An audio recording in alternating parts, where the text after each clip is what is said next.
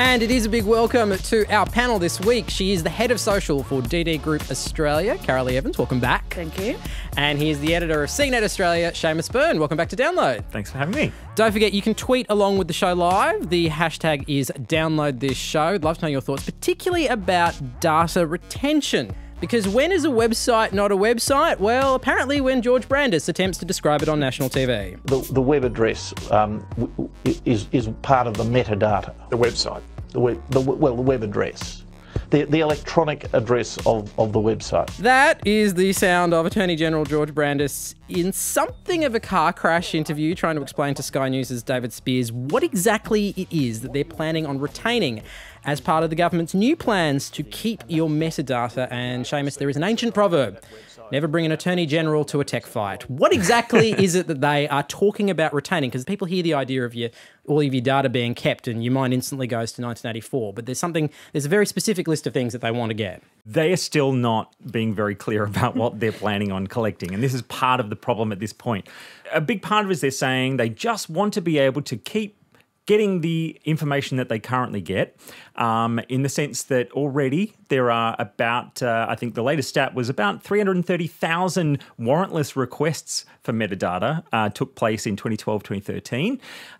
So yeah, they can already do a lot of this stuff. The big difference is that they're saying, well, you know, things are changing and maybe the telcos won't keep this information anymore. So we just want to legislate to make sure they keep what we already have access to. That kind of collection, which is really about the numbers to and from each other and the location in which the calls were made, as well as the length of time that the call was made. That sort of stuff is fairly basic when you talk about that information versus what was said on the conversation. But when you start talking about the web and internet traffic, metadata is a completely different beast, and this is what all the companies are starting to worry about, of how much they're going to have to do. Metadata is kind of a vague concept. Can somebody walk me through exactly what are the sorts of things that would be included in the metadata we're talking about here? Yeah, when you make a request to a website or to a service, then there's a little packet of data that goes back and forth that kind of starts that process. And then, content really is kind of just mashed together with metadata in a lot of ways these days. If you're sending out a tweet, there's actually more metadata attached to that tweet than actual content. Time, location, where you were, all these sorts of things that you don't necessarily associate with your 140 characters actually goes out with that tweet as well. Yeah. And so that's on the table as content in the broader scheme of metadata that could be collected? Brandis has said regarding social media that that's still up for discussion. Now, my gut feel is that because most social media platforms are US-based and offshore, that they don't know how they can get or legislate to get social media metadata, because there's a whole other complexity of it's not our servers that are holding those elements. That's my gut feel as to why he doesn't know or doesn't have clarity. And part of the reason why this is so unclear is because the legislation is really up for discussion. It was announced as part of a raft of counter-terrorism measures, about $600 million worth of new funding, and they said they would start to look into it. They're in principle in favour of the examination.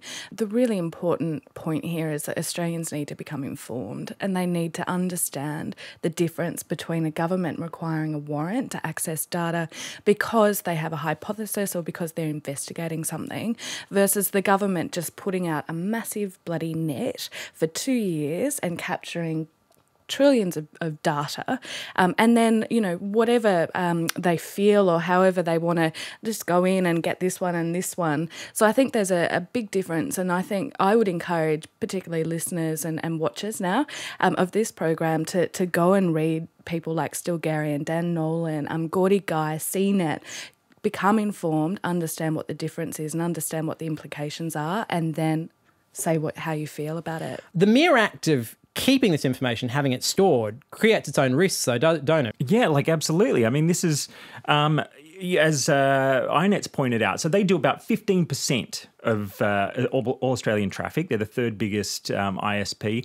They've pointed out about 3 petabytes of data travels across their network every day. So that's thousands of terabytes or millions of gigabytes, depending on which kind of frame of reference you prefer. But they're saying that about 1 petabyte of that, so about a third of all of that traffic, is technically metadata, and that if they were being forced to retain that information, then they're essentially needing to scrape out the content because it does all sort of flow through together these days. And comparing that to the mobile networks where they, bill by phone calls once upon a time, and they're changing that. Like ISPs have only ever had to say this much traffic crossed our network from you. They've never had to actually retain anything about exactly what type of traffic it was.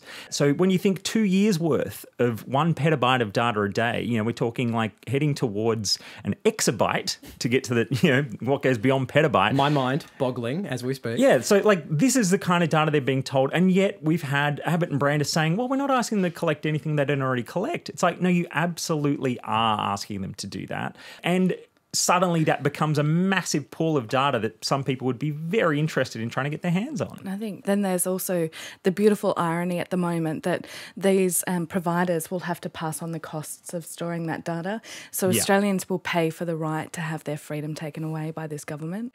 The same departmental and the same AFP and advisors are asking for this. So I think it was eventual or inevitable that Abbott will come out with something like this. And the Turnbull factor is simply that, 3 years ago he might have had a say or some influence in the party, and now he's just a little media frontman. And the big risk here in political terms is actually that, this was originally Labor's idea. Is Labor just going to say, actually, we believe in data retention, and therefore the two major parties will just kind of put this through together? Because this really isn't something that's a good idea in any way. Literally, this even includes, government agencies like, the RSPCA, or apparently like Victorian Taxis and Bankstown Council. Like all these people have used warrantless access to metadata already. When you talk about metadata, you're talking about this quick way of saying, well, can we just check like who is 2 steps removed from that guy who made a phone call because he's a bit dodgy. Let's check everybody that he's called in the last 2 years, and then let's check everybody that all those people have called in the last 2 years. Suddenly you spread an incredibly wide net.